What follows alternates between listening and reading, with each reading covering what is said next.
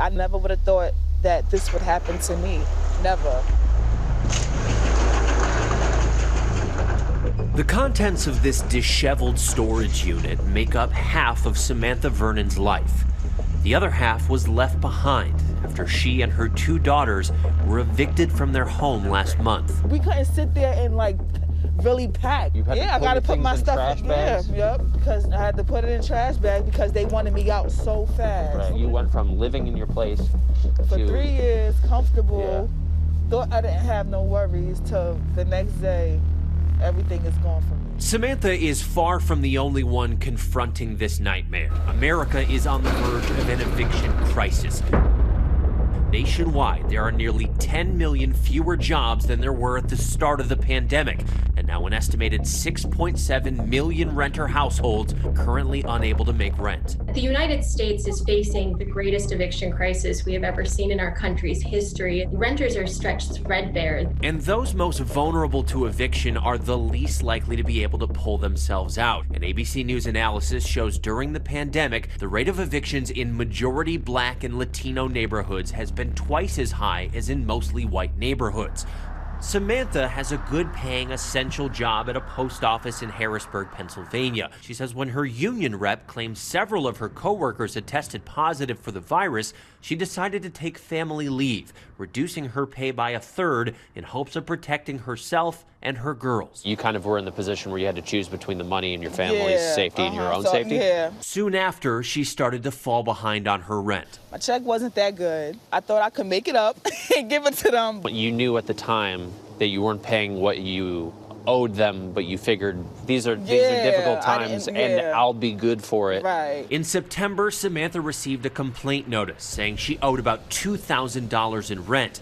She immediately started chipping away at her debt, sending more than $1,500 through October, and a district judge had ruled that as long as she was making payments, she would be allowed to stay in her home. I thought me giving them their money was communicating, but I guess that wasn't enough for them. Despite the stay and pay order from the judge and the fact she'd paid more than half of what she owed, on November 5th, she was evicted. The marshals was there. I said, I have the $900 now. I can go get a money order and give it to you guys. They specifically told me, we don't want your money. You gotta go now. You got 15 minutes to get out. I begged them. I said, listen, I don't have nowhere else to go.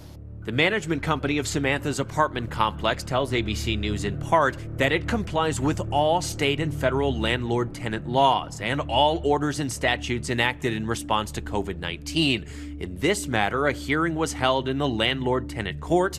The court ordered the eviction. That eviction has now shown up on Samantha's rental background check, making it incredibly difficult to get into a new home. How many places do you think you've applied to?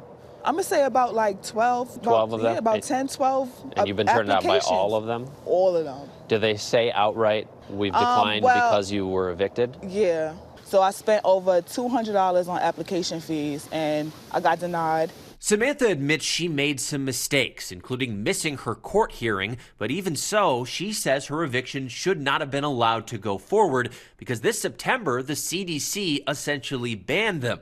The agency's emergency declaration put a provisional halt on residential evictions nationwide. When an eviction occurs, families end up doubling up or they're transient, and this increases their contact with others and it decreases their ability to comply with the CDC's pandemic mitigation strategies like self-quarantine or social distancing. A recent study from UCLA shows this summer expired state eviction bans led to more than 433,000 COVID cases and 10,000 deaths. To qualify for the CDC protection, renters have to earn less than $99,000 as individuals or $198,000 for couples, show that they've asked for government rental assistance, declare the pandemic has created financial hardship, and declare that they'd be homeless if evicted.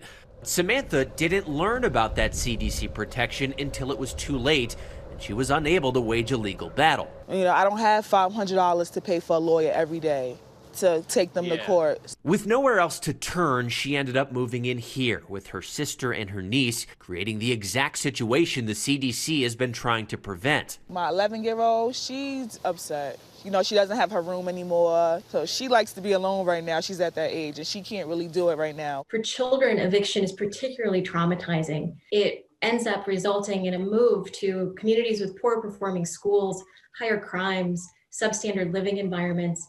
If you present it to your landlord, that protects you from the eviction. Thank you. And here's our card if you know anyone else who's in the same situation. Great, I know a lot of people, so thank you.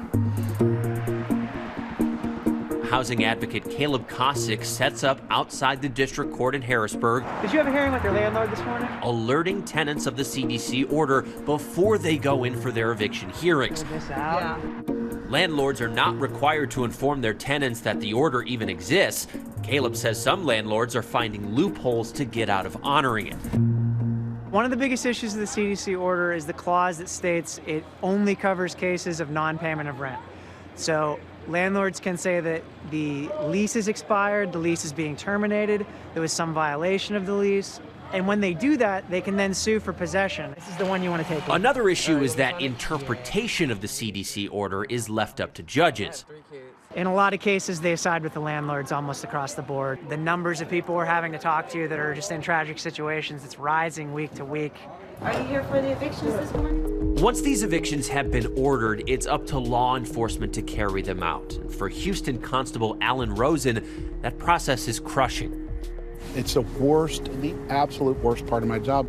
After overseeing eviction after eviction in his precinct, that empathy drove Constable Rosen to raise money for a new eviction clinic where people could get legal help for free to fight back. My colleague Marcus Moore stopped by. The families that I met have said this is the first time they've ever had to get any kind of help.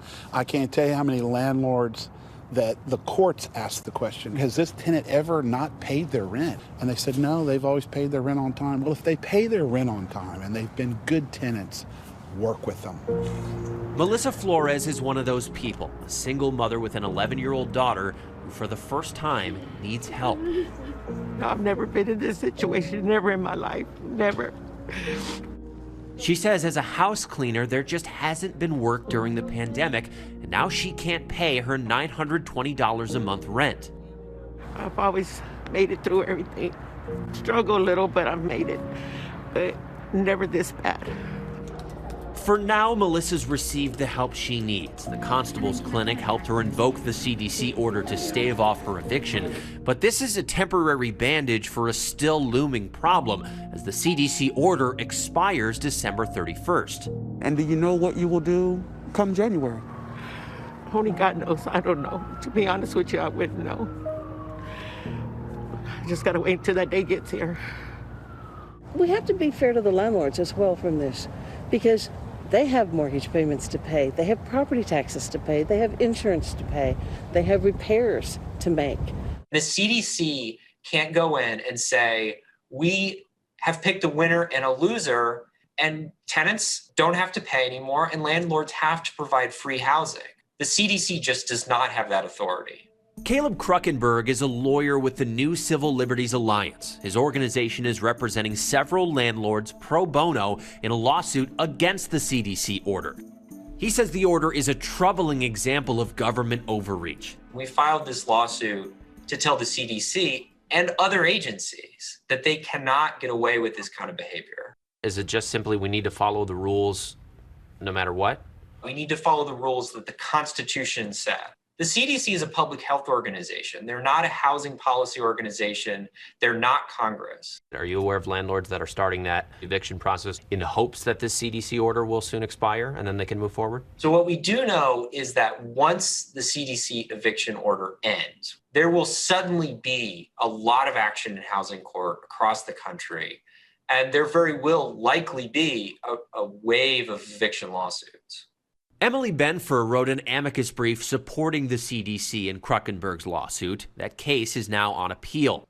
Eviction is a jagged slide with no ladder back up, and this is something that our country will be recovering from for generations to come. Renters who successfully use the CDC order before it expires are responsible for paying back the rent they missed, but that's going to take a staggering amount of money. By January, renters will owe an estimated $34 billion. And this is one of the reasons why we need rent relief from Congress as quickly as possible. How worried are you right now? I'm very worried. It's very hard. You know, the holidays is coming. It's about to be Christmas and New Year's. I ain't got nowhere to go. Hi, everyone. George Stephanopoulos here. Thanks for checking out the ABC News YouTube channel. If you'd like to get more videos, show highlights, and watch live event coverage, click on the right over here to subscribe to our channel. And don't forget to download the ABC News app for breaking news alerts. Thanks for watching.